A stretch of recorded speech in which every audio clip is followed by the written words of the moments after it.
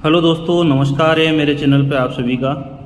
दोस्तों, मैंने पिछले वीडियो के अंदर बताया था महाराणा प्रताप के बारे के अंदर। आज अपन बात करेंगे महाराणा प्रताप ने अपने जीवन काल के अंदर बहुत सारी लड़ाइयाँ लड़ी थी, बहुत सारे युद्ध किए थे, परंतु उन सभी युद्धों के अंदर हल्दी घाटी का जो युद्ध था वो एक महत्वपूर्ण स्थान रखता है और उसका चर्चा सभी जगह होता है। हल्दी घाटी का युद्ध, जहाँ महाराणा प्रताप का नाम आता है, वह हल्दी घाटी के युद्ध का सबसे पहले सर्वप्रथम नाम लिया जाता है। दोस्तों, महाराणा प्रताप ने जो हल्दी घाटी का युद्ध लड़ा था, दोस्तों महाराणा प्रताप के बारे में बोला जाता है कि वो हमेशा दो तलवार रखते थे। अपने सामने वाले को कभी भी बिना हथियार के नहीं लड़ने देते थे। अगर उनके पास दो हथियार होते थे तो एक तलवार उनको पकड़ाते थे और दूसरी से खुद सामने होकर लड़ते थे। कभी भी उस पर नी हत्थे पे वार नहीं करते थे। ये सबसे बड़ी खासियत रही महाराणा प्रताप की। हमेशा ही वो कोई भी सामने दुश्मन हो उसको नी हत्था नहीं लड़ते थे, क्योंकि वो बोलते थे कि ये राजपूती धर्म में शोभा नहीं देता, ये किसी राजा को शोभा नहीं देता, चाहे वो कोई सा भी राजा हो। हल्दी घाटी जो जगह है वो एक एक्चुअल में दर्रा है, एक मतलब जगह है हल्दी घाटी, जो कि अभी राजसमंद जिले के अंदर आता है। हल्दी घाटी का दर्रा इतिहास में महाराणा प्रताप और अकबर की सेना के बीच युद्ध के लिए एक प्रसिद्ध दर्रा है। ये राजस्थान में एकलिंगजी से 18 किलोमीटर की दूरी पर स्थित है। ये अरावली पर्वत श्रृंखला में खेमनौर और बलीचा दो गांव हैं। खमनौर जो कि मेन गांव है, पंचायत है अभी राजसमंद जिले की, उसके बीच के अंदर पड़ता है। ये राजसमंद और पाली दोनों जिलों को जोड़ता भी है। हल्दी घाटी का युद्ध 18 जून 1576 में मेवाड़ के महाराणा प्रताप का अकबर के सेनापति थे, जो अकबर के काल के अंदर जो मान सिंह जी थे, जयपुर के जो शासक थे, उनके बीच में लड़ा गया था। वो उन्होंने अकबर की अधीनता स्वीकार कर ली थी, तो उन्होंने अकबर की तरफ से उस सेना का प्रतिनिधित्व किया था। महाराणा प्रताप के इस युद्ध में सबसे महत्वपूर्ण जो साथ रहा वो भील जनजाति का रहा। मैंने पिछले वीडियो के अंदर बताया था कि महाराणा प्रताप का बचपन का नाम कीका था। वो भील जनजाति की औरतें जो अपने बच्चे को कीका बोलती थी, उन्होंने ही उनको नाम दिया था कीका। और जितने भी भील जनजाति के थे वो सभी महाराणा प्रताप को कीका ही पुकारते थे, तभी उनका नाम बचपन में कीका पड़ा था।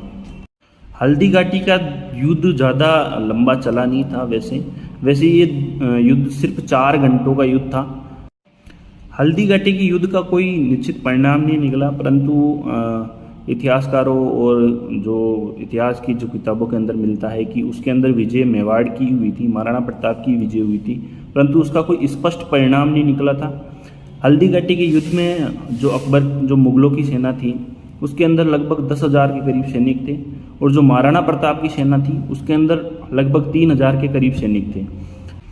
अपन बात करें हल्दी घाटी के युद्ध में, अगर महाराणा प्रताप की तरफ से देखें तो मुख्य रूप से भील जनजाति के सभी पुरुष लोग थे। जितने भी पुरुष थे वो सारे भील जनजाति के थे, परंतु उनमें कुछ जो जिन्होंने साथ दिया वो उनमें मुख्य रूप से राणा पूंजा थे जो भील थे। उसके बाद भीम सिंह डोडिया थे। उसके बाद रामदास जी राठौड़ थे, राम शाह तोमर थे, हकीम का सूरी थे, जो कि एकमात्र मुसलमान व्यक्ति थे उस युद्ध के अंदर, महाराणा प्रताप के तरफ थे वो, ठीक है। इसके अलावा भामाशाह थे, ताराचंद जी थे, बिंदा झाला थे। बिंदा झाला का नाम खास लिया जाता है क्योंकि बिंदा झाला ने महाराणा प्रताप की जान बचाई थी। महाराणा प्रताप ने उस युद्ध के अंदर अपना जो घोड़ा था, चेतक नाम था उसका, महाराणा प्रताप का जो घोड़ा था चेतक, वो उस युद्ध में घायल हो गया था।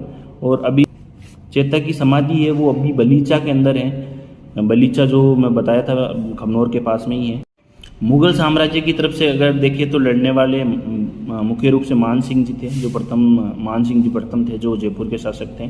उसके बाद सैयद अहमद खां बरा थे, सैयद हाशिम बरा थे, जगन्नाथ कच्छावा थे, और गयास उद्दीन असफ खान थे, माधो सिंह कच्छावा थे, मुल्ला काजी खान थे, और राहो लोनकर्ण थे, मियातार खान थे। ये सभी अकबर की सेना के अंदर थे उस टाइम पे। हल्दी घाटी का युद्ध नहीं हुआ उससे पहले अकबर ने बहुत सारे राजदूतों को भेजा था महाराणा प्रताप को समझाने के लिए। अकबर ने ये तक बोल दिया था कि अगर महाराणा प्रताप उनकी अधीनता स्वीकार करते हैं तो वो आधे भारत का राज्य उनको दे देंगे, उसके ऊपर हुकूमत कर सकते हैं। परंतु महाराणा प्रताप ने कभी भी मुगलों की अधीनता स्वीकारी नहीं थी। उसके बाद भी हल्दी घाटी का जो परिणाम, वैसे देखें तो कोई रिजल्ट निकला नहीं था, परंतु हल्दी घाटी का जो परिणाम निकला उसके बाद में महाराणा प्रताप और जो उसकी सेना थी वो वहाँ से बच निकली थी। उसके बाद में वो जंगलों के अंदर ही रहने लग गए थे। जंगलों के अंदर महाराणा प्रताप को कई बार अन्न की काफ़ी समस्याओं का सामना करना पड़ा था। भोजन के वास्ते उनकी काफ़ी दिक्कतों का सामना हुआ था। तो बोला जाता है महाराणा प्रताप ने उस टाइम पे घास की रोटियां तक खाई थी उस टाइम पे अपनी सेना के लिए, ताकि अपने सैनिक सही रहे, स्वस्थ रहे, तंदुरुस्त रहे। हल्दी घाटी की तरह महाराणा प्रताप ने एक दूसरा महत्वपूर्ण युद्ध लड़ा था, वो था दिवेर का युद्ध। दिवेर का युद्ध हल्दी घाटी के बाद में देखें तो महाराणा प्रताप की मुख्य जो युद्ध थे, लड़ाइयाँ थी, उनमें उसका नाम आता है दिवेर के युद्ध का। दिवेर का युद्ध 1582 के अंदर लड़ा गया था। ये एक महत्वपूर्ण युद्ध था। दोस्तों, महाराणा प्रताप के युद्धों के अंदर हल्दी घाटी के बाद में अगर देखें तो दिवेर छापरी का युद्ध आता है, उसका नाम दिवेर छापरी का। ये युद्ध विजयदशमी के दिन 15 अक्टूबर 1582 को राणाकंडा, जो कि दिवेर का घाटा बोला जाता है अभी, और राताखेत आदि दोनों स्थानों पे हुआ था। ये मुगल सेना और महाराणा प्रताप के बीच में हुआ था और इसके अंदर विजय हुई थी महाराणा प्रताप की।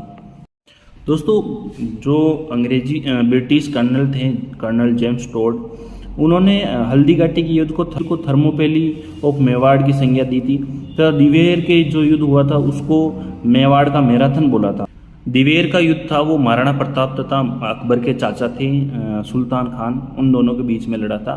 सुल्तान खान अकबर की सेना की अगुवाई कर रहे थे, तब महाराणा प्रताप मेवाड़ का अगुवाई कर रहे थे।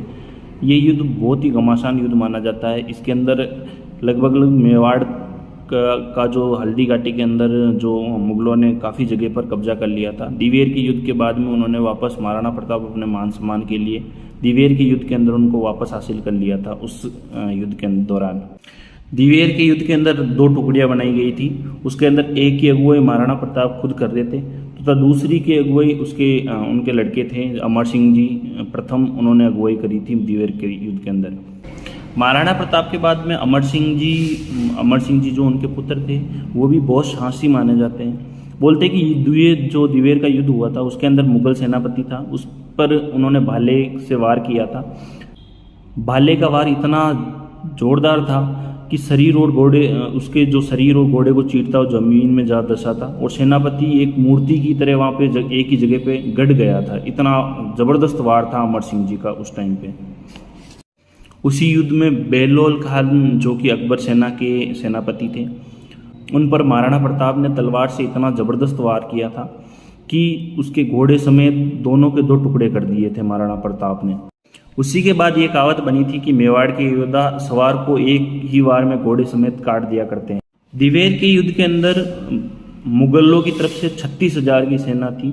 36,000 मुगल सैनिकों ने महाराणा के सामने आत्मसमर्पण कर दिया था। दिवेर के युद्ध ने मुगलों के मनोबल को पूरी तरह से तोड़ दिया था।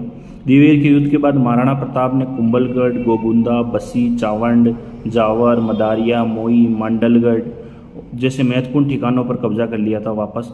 उससे पहले ये मुगलों के अधीन हो गए थे। दोस्तों देखो, मैं ऐसे बहुत सारे वीडियो के अंदर मैं जितनी मेरी तरफ से होता है उतनी बताने की कोशिश करता हूँ। फिर भी मेरा किसी भी समाज हो या किसी को भी ठेस पहुँचाने का उद्देश्य नहीं है। जितना होता है मैं बताने की कोशिश करता हूँ। हो सकता है कुछ कमियाँ रह भी जाती हो, परंतु कोशिश मेरी यही रहती है कि अधिक से अधिक जानकारी दूँ। इसके अलावा भी अगर कोई कमी रह जाती है तो मैं इसका क्षमा प्रार्थी हूँ। दोस्तों, मैं ऐसे वीडियो और भी लाता रहता हूँ। दोस्तों, अगर आप मेरे चैनल पे नए हो तो प्लीज़ सब्सक्राइब जरूर कर लें और लाइक कर दें, और अगर कुछ आपकी राय हो तो वो कमेंट में ज़रूर बताएं। सभी को नमस्कार, जय हिंद, जय भारत।